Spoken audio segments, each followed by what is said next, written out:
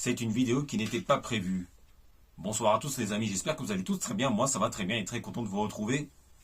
Et aujourd'hui, ce soir c'est une vidéo de dernière minute, puisque comme vous le savez sans doute, pour ceux qui ont suivi l'actualité de la WWE ce week-end, il y a eu une grosse vague de licenciements, et notamment de gros noms qui ont été licenciés par la WWE.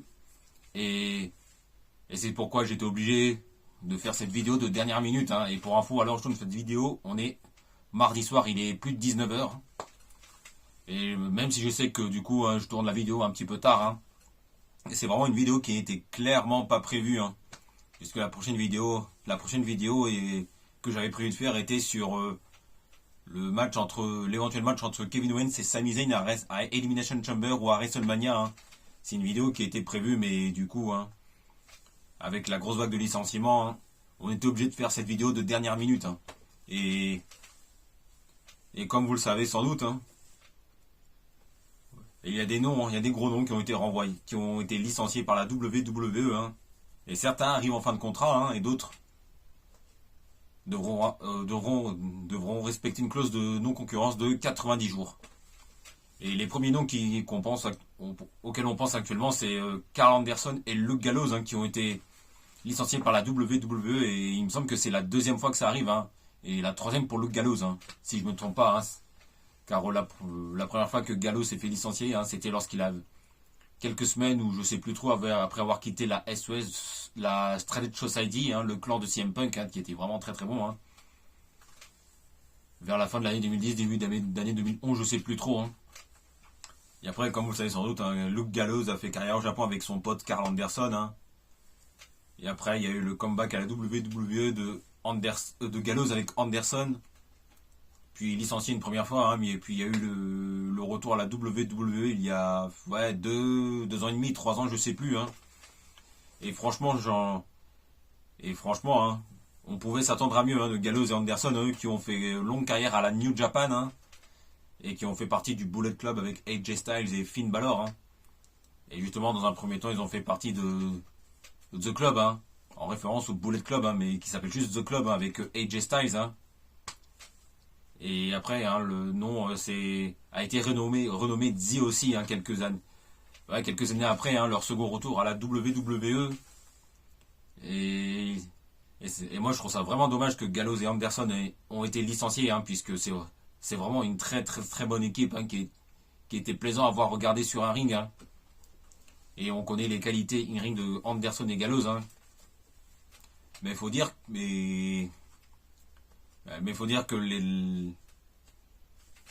que la blessure de Karl Anderson, car dites-moi si je me trompe, mais Karl Anderson est encore blessé de à peu près de 3 à 6 mois. Et ce qui est le plus étonnant, c'est qu'en général, la WWE ne vire jamais les superstars blessés. Or, Karl Anderson est blessé, et c'est ça qui avait étonné pas mal de monde. Et même moi, je vous avoue, je n'avais pas pensé à ça.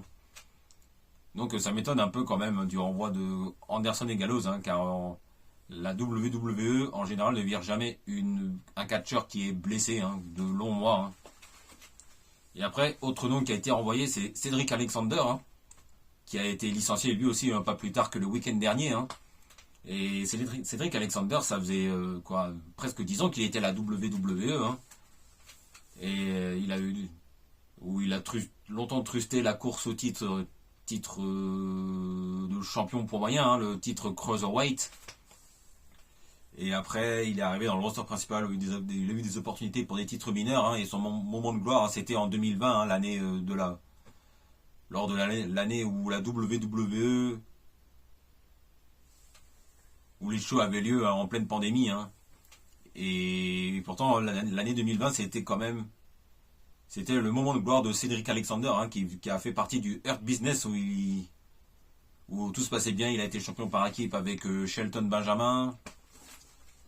Et je ne comprends pas pourquoi le Hurt Business ça n'a jamais pris, alors qu'il y avait du potentiel dans ce clan avec MVP, Bobby Lashley, Shelton Benjamin et du coup Cedric Alexander.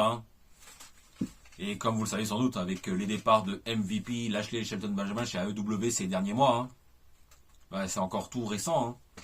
Cedric Alexander était le dernier rescapé de Hurt Business chez WWE.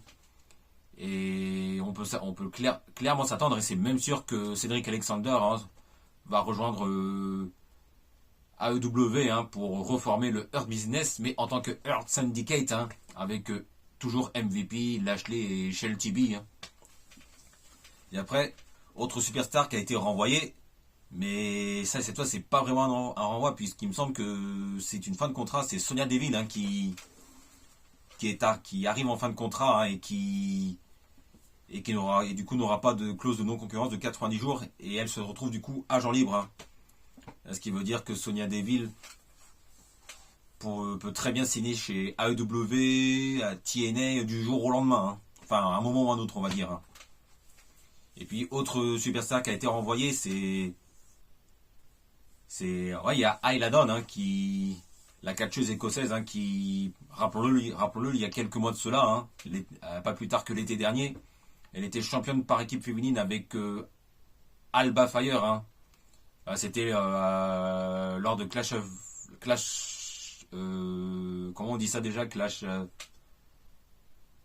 at the Castle hein, chez elle en Écosse. Hein. C'était c'était vraiment un bon moment, hein, même si après on connaît la suite, c'était vraiment un petit peu vraiment compliqué hein, pour Alba Fire et Ayla Dawn. Hein. Et, et Ayla Dawn a été renvoyée hein, et à voir où elle va signer. Hein. Et Alba Fire, je dirais, elle échappe à cette grosse vague de licenciements. Et autre catcheur qui a été renvoyé par la WWE, c'est Giovanni Vinci. Hein.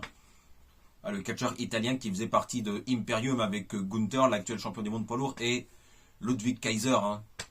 Et comme vous le savez sans doute, hein, il y a eu des dissensions dans les storylines dans Imperium, hein, où Giovanni Vinci était un peu en retrait. Hein. Ce qui fait qu'il y a eu le draft de Giovanni Vinci à SmackDown, où il y a eu 2 promos hein, de Giovanni Vinci hein, pour nous annoncer ses débuts. Hein, et puis ses débuts à SmackDown en solo. Hein, c'est vrai, c'était vraiment pas terrible. Hein. Une première défaite sur Roll-Up face à Apollo Crews hein, et une autre défaite. Hein. Et ce qui fait que Giovanni Vinci, après, on l'a plus revu. Hein, et du coup, hein, ça a été vraiment très très compliqué pour Giovanni Vinci à la WWE. Hein. Et pourtant, Giovanni Vinci, lui, je l'aurais bien vu hein, dans le clan de Tony D'Angelo hein, à NXT. Hein. Et car le clan de D'Angelo, hein, ça prend forme. Enfin, la mayonnaise a pris. Hein, et franchement, c'est vraiment très très bon à NXT. Hein, et franchement, Giovanni Vinci, hein, je pense qu'il aurait pu avoir sa place dans la faction de Tony D. Hein. Mais bon, on peut rien y faire. Hein. Et l'avenir de Giovanni Vinci, hein, je n'ai aucune idée où est-ce qu'il va atterrir, hein, pour être honnête avec vous. Hein. Voilà les amis, je crois que c'est tout pour aujourd'hui. Hein. C'était une petite vidéo tranquille, hein. C'était juste une vidéo de dernière minute, hein, car il fallait que j'en parle. Hein. Et n'oubliez pas les amis, hein, on se retrouve très très vite.